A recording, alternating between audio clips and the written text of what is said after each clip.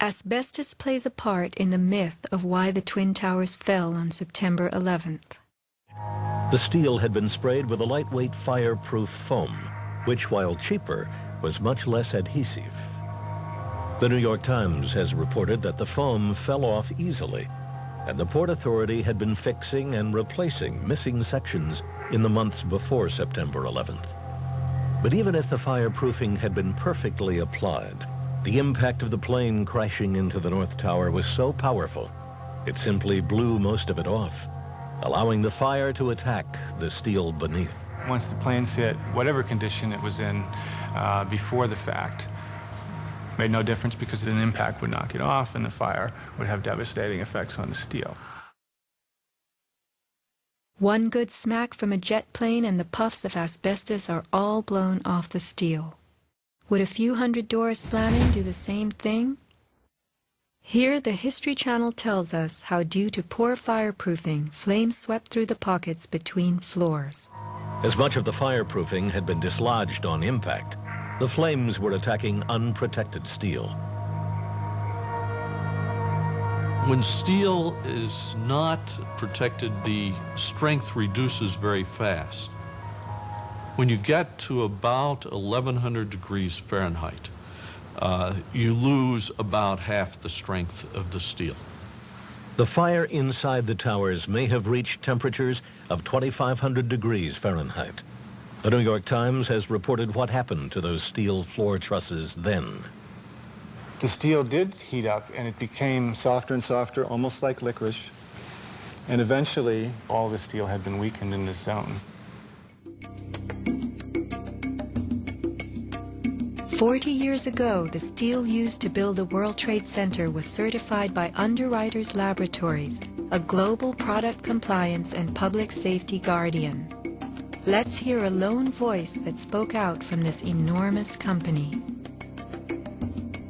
My name is Kevin Ryan, and I'm formerly a manager at Underwriters Laboratories.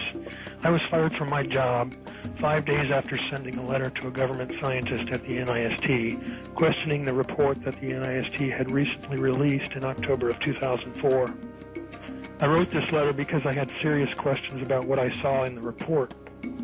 Those questions went back to September of 2001 when UL's CEO came to our location in South Bend. He told our entire staff that the World Trade Center steel had been certified by UL, and he said that we should be proud of how long the buildings had stood.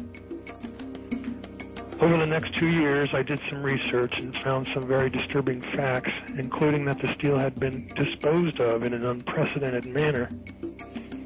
Once I discovered those facts, I sent a written question to UL CEO asking him about these things and what he was doing to protect our reputation as a company.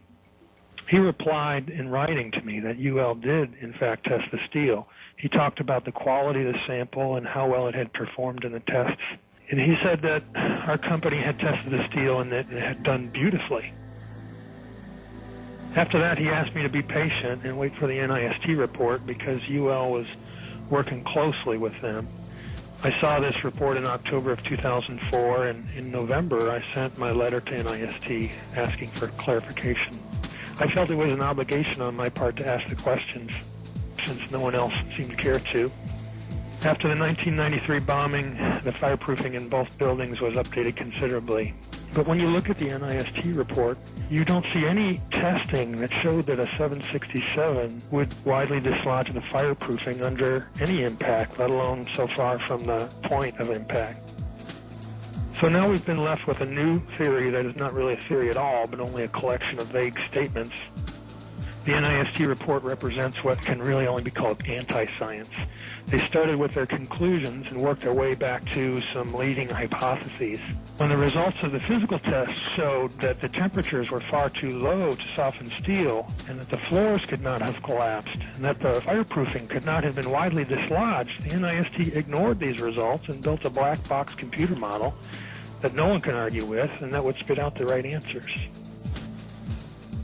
Today, anyone who's conscious enough to know what's happening in the world knows that most government policy is being driven by this false story. Crack down and punish the perpetrators of this attack. This is being seen on Capitol Hill as another Pearl Harbor, as another Pearl Harbor, as another Pearl Harbor.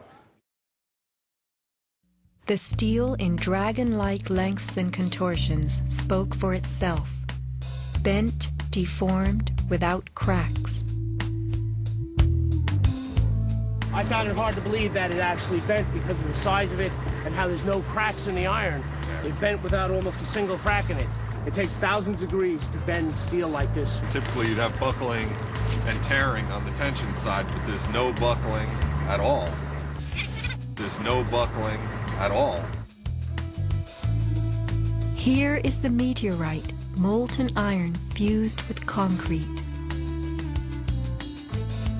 And architects, engineers, people who work with steel, welders have just never seen the level of destruction and the level of deformation of this material in our lives. It is true that heat expands steel. In a fire, steel members may swell and bend slightly.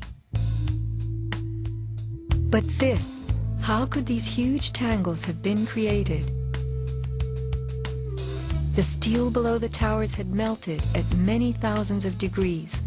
Since metal conducts heat, were these twisted remains formed by high temperatures wicking their way through a gridwork of steel?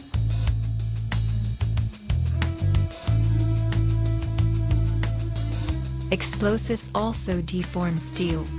As they fire, gas pushes outward. The force of the gas can easily bend a large steel column.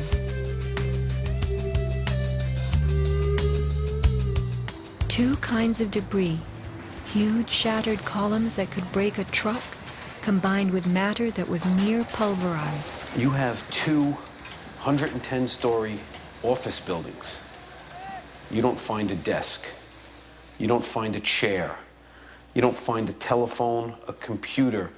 The biggest piece of a telephone I found was half of the keypad, and it was about this big. In 1886, 4 gold miners lost their lives in an underground explosion. The bodies of these 4 men were brought to the surface in one barrel. The biggest piece recovered was part of a foot. September 11th left over 1,100 bodies unaccounted for. At ground zero, this was found inside a length of steel. And before they sealed this up with the sheetrock and all the building materials on the interior face, the workers would sometimes put beer cans, and the newspaper that we found, the New York Times paper, we found in a similar spot to this.